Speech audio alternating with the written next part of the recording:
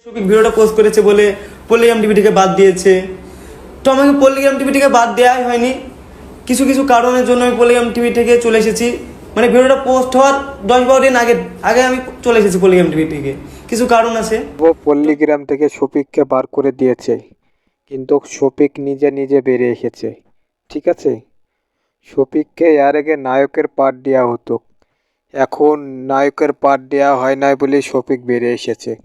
ও ভাবছে আমার তো কমে যাচ্ছে, তার লেগে বেরিয়ে এসেছে। তাই তো মানুষ ভালো জায়গা দাঁড়ালে ওটাই হয়।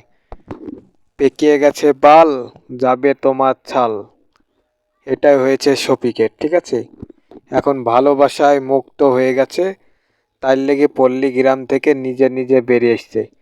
পল্লীগ্রাম থেকে শফিককে বার করেনি। ঠিক আছে, শফিক নিজে নিজে বেরিয়ে এসেছে।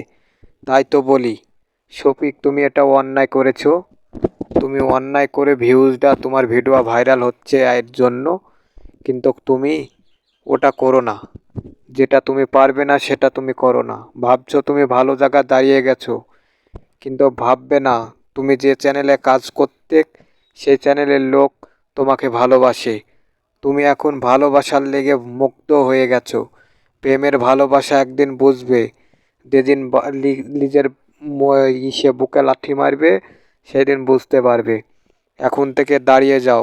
নিজে দেখুন চ্যানেল খুলে নিজে নিজে ভিডিও করার চেষ্টা করছে, এটা ঠিক আছে, কিন্তু এটা ভুল না, এটা ঠিক আছে। কিন্তু তুমি একটাই ভুল করেছো, মেইবাজ হলাকেনি। তোমাকে সবাই ভালোবাসে আর তুমি মেইবাজ হয়ে গেলা। হায়রে বাস্তব, মেয়ের পাল্লায় পড়লে সবাই ভুলে যায় ভালোবাসা। এত হয়ে মানুষ করল।